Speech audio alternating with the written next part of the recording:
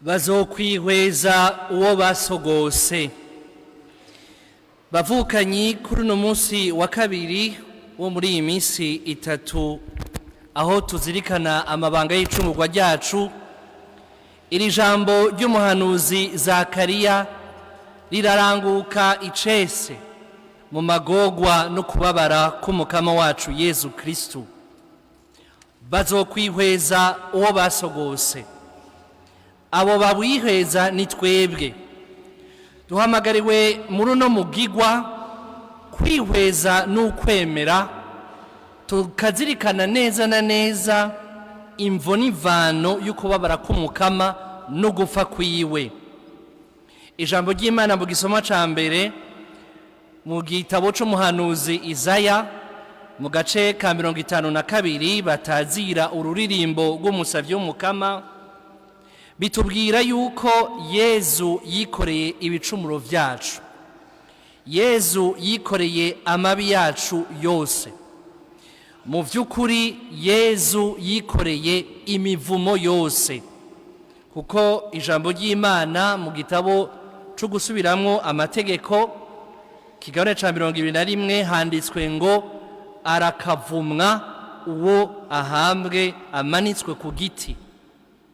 Yezu mu kwemera kumanikwa ku giti c'umusaraba yarikoreye ibicumuro vy'isi, ivyabayeho atarigira umuntu, ivyariho igihe ciwe co ngaha kw'isi, n'ibizobaho vyose gushika isi irinde ihera. Niho rero yaciye aba umwagazi w'Imana yikora ibicumuro vyose. N'umusavyi w'umukama ababaye kuko avyishakiye, ababaye kubera ubugamburutsi kugira arangure ishaka rya Data. Aje kurangura ivyo ejo yashinze mu mabanga y'Ukaristiya, aho yavuze ati akire mujye mwese, uno munsi atanze umubiri wiwe. Umubiri wiwe ni utanzwe kugira ngo ubohore isi. Umubiri wiwe ni uvunaguwe. Umubiri wiwe ni ubaye iciru c'ibicumuro vyose. Mu kugamburuka ku musaraba, Yezu aje kwishura ibicumuro vyose vyakozwe kuva kuri Adamu na Eva. Kumwe Adamu na Eva mu murima w'Edeni bagarariza umukama, Yezu kuva ejo mw'ijoro mu murima w'Getsemane yaragamburukiye umukama. Kumwe barya icamwa kibujijwe kivuye ku giti c'ubuzima, niko na Yezu adusubije ubuzima ku giti c'umuzima arico musaraba. Umusaraba kandi cari igihano abaromani bagenera abakozi b'ikibi beruje bamwe bo ku rwego rwo hejuru, abasuma, abagarariji, abicanyi. Yezu rero yemeye kuba wenyine ubwiwe igicumuro kugira ngo adukize. Muvukanyi, Yezu yapfuye kugira ngo yice igicumuro cacu. Yezu yapfuye kugira ngo urupfu ntirube rugifise ububasha. Yezu mu gupfa ku musaraba yishe ivyo vyose bihanamiye umuntu bidukura ku Mana. Urupfu rwiwe rero si urusanzwe, ni urupfu ruri mu intsinzi, ni urupfu ruri mu buzima, ni urupfu rurimwo urukiza. Yezu wenyine ubwiwe niwe yashimye kwitanga kugira ngo dusubire kuba abana b'Imana. Ku musaraba turavyagwa gushasha, turasubira kuvukana na Yezu, turasubizwa iteka ry'abana b'Imana. Mu kutugabira umuvyeyi wiwe yatugize abavukanyi biwe. Mu kutugabira uwo muvyeyi yatugize abigishwa biwe, kuko mwibuke ko ijambo ry'Imana mu nkuru nziza yanditse Luka bakunda kutwereka ko uyo muvyeyi wiwe ari we mwigishwa wa mbere yazirikana ishaka ry'Imana akarigumiza ku mutima agatako akarirangura. Uno munsi rero mu kuzirikana amagorwa yo Mukama, naho bibabaje turashimagiza Umukama, turamuninahaza, turamusenga kumwe twabivuga mu nzira y'umusaraba. Turagusenga Yezu kandi turakuninahaza kuko wadukijije mu gupfa ku musaraba wawe. Umusaraba rero nukiri ikimenyetso c'urupfu n'umubabaro, n'ikimenyetso c'ubuzima n'ikigongwe c'Imana. Umusaraba ni kiraro kitujana kwa Data. Umusaraba n'amagorwa Yezu yikoreye kugira ngo asangire n'abababaye bose. Yezu ararira kumwe n'abarira, Yezu arababara kumwe n'abababara. Yezu ibicumuro vyacu n'imibabaro yacu yose yavyikoreye gushika mu mubiri wiwe, tutibagiye no mu mutima wiwe. Naho rero dutumiriwe kwihweza uwo twasogose, tukamwihweza n'amaso y'ukwemera, tuzirikana vy'ukuri ko Imana yakunze isi gushika hitanga umwana wayo w'ikinege kugira ngo uwumwemeye wese ntapfe ariko aronke ubuzima budahera. Mu musaraba harimo ubuzima budahera, kuko wese yemera Imana imwe rudende n'umwana w'ikinege wayo yarungitswe aronka ubuzima budahera. Ku musaraba niho isi shasha itangurira. Turakunze guhimbaza kandi nivyo intsinzi y'icese y'Umukama ku munsi wa Pasika, ariko iyo ntsinzi itangura mu gihe Yezu yagamburukiye Imana se, ahavuze ati ego aho umuntu yagararije. Yezu atwereka yuko rero urwo rukundo ruruta vyose, ari urukundo rwitanga, ari urukundo rwigura abandi, ari urukundo ruheba ubuzima bwabo kugira ngo natwe turonke ubuzima. Mu kuzirikana rero ano magorwa no kubabara no gupfa k'Umukama, nimuze dushire munsi y'umusaraba wa Yezu imibabaro, ibikomere, ibicumuro, amabi yose akoregwa kuri ino si. Kuko ba Pilato naho bagiye, n'ubu muri ino si, eka mbere no naho tubaye no mu gihugu cacu, ntibabuze abaca imanza za ngondagonde kubera ubwoba canke gushaka guhereza ivyo bashaka abandi bose. Ugasanga bariko baragira nk'abakaravye, bibaza yuko kutaraba inabi ariko kuyikira. N'ubu ntihabuze abakora nka Petero.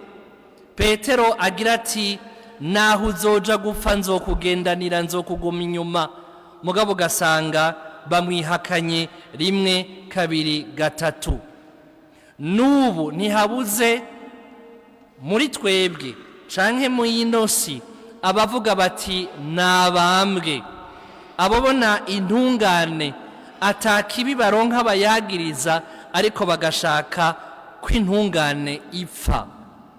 Ariko rero kubw'inema y'Imana mu gihugu c'Imana ntihabuze ba Simoni w'i Sireni bafasha abafise amagorwa kwikorera umusaraba. Mu gihugu c'Imana ntihabuze ba Veronika bahanagura abo bose baruhijwe. Mu gihugu c'Imana ntihabuze abarizwa bababazwa n'ibibi bikogwa, abarondera ubutungane, abo bose barondera amahoro. Nabo bose tubazane imbere y'umusaraba wa Yezu. Yezu niwe yagize ati ninapfa umwana w'umuntu niyamara kumanikwa azokwiyegereza bose.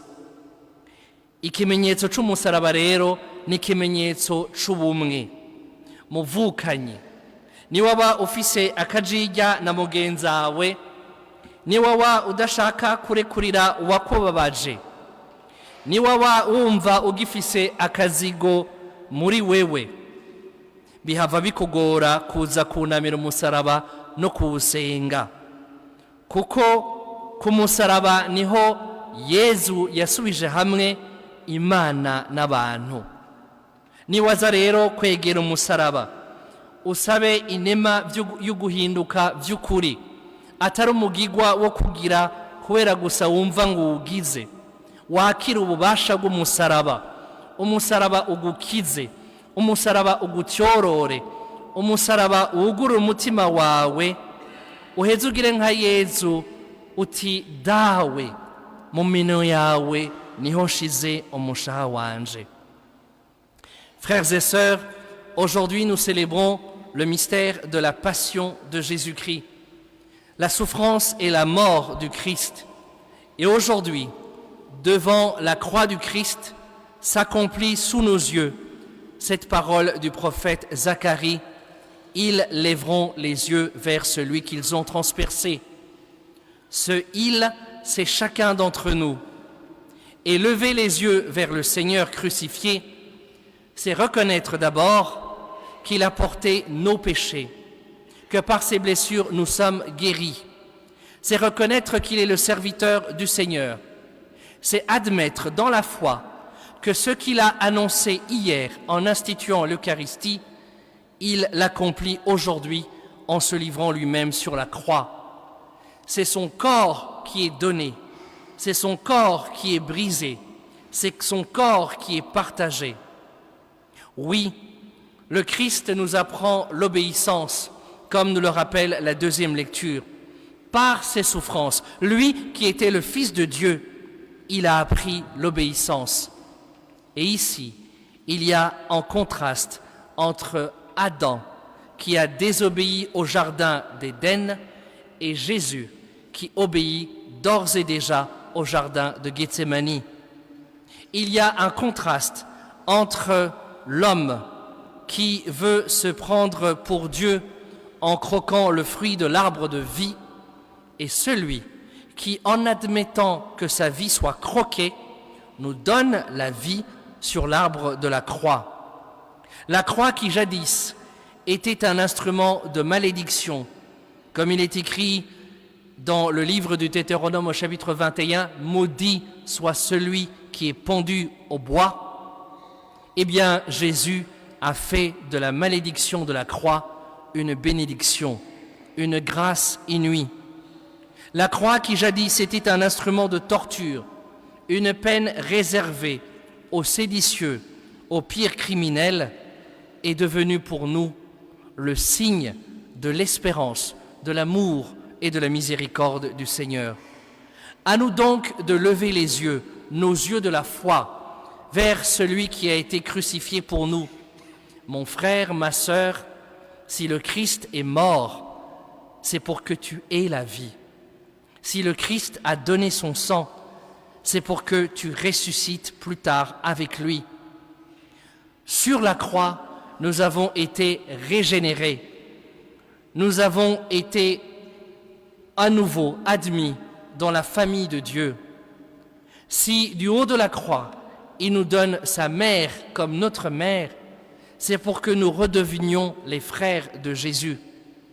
Si du haut de la croix, il accepte d'être bafoué, d'être rejeté, c'est qu'encore aujourd'hui, il veut s'unir à chaque souffrance sur la terre. Il veut s'unir à toute personne qui subit des tribulations. Le Christ crucifié est présent dans chaque malade, dans chaque prisonnier, dans chaque personne dont les droits sont bafoués. Hélas, il y a encore dans notre monde des Pilates, des juges iniques qui, par peur ou par souci de satisfaire aux demandes de la majorité ou de la foule, se délectent du sang des innocents. Hélas, il y a encore aujourd'hui des pierres, peut-être parmi nous, qui, après avoir promis au Seigneur qu'ils ne l'abandonneraient pas, sont prêts pourtant à le renier une fois, deux fois, trois fois. Hélas, encore dans ce monde, il y a des gens qui vocifèrent « Crucifie-le à mort » et qui condamnent allègrement des innocents. Mais par la grâce de Dieu, nous avons également dans le peuple de Dieu des Simons de Cyrène qui consolent ceux qui souffrent. Nous avons encore dans le peuple de Dieu, et même en dehors, des Véroniques qui viennent essuyer sueur et larmes de tous ceux qui souffrent.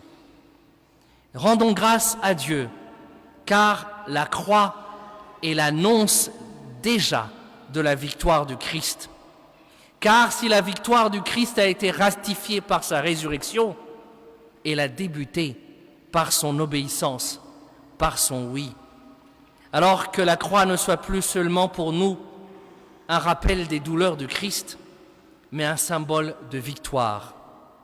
Que la grâce du Seigneur nous aide à discerner cela quand nous nous approcherons de la croix.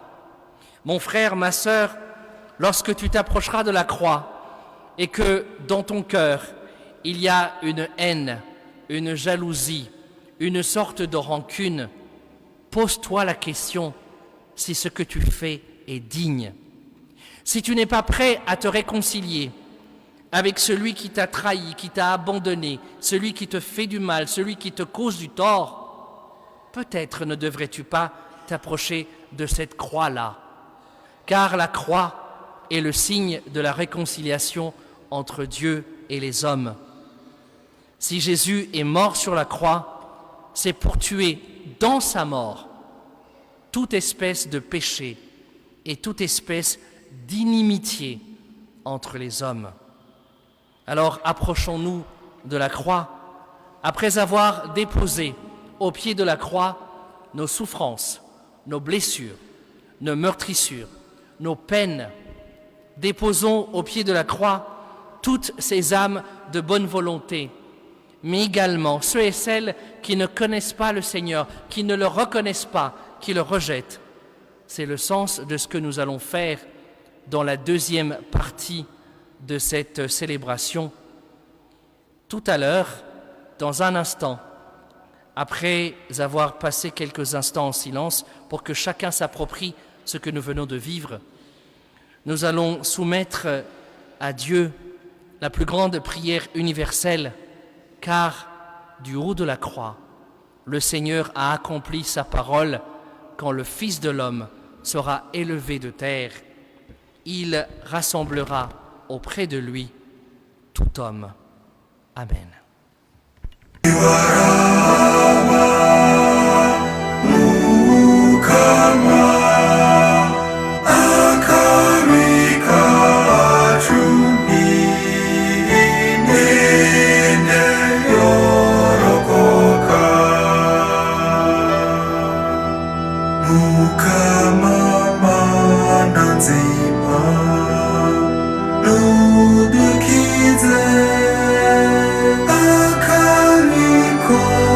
C'est toi posé. Iwarawa mukama akarika chumi nene yorokoka ni wewe twitigiye mukama yurikiko mutuawarire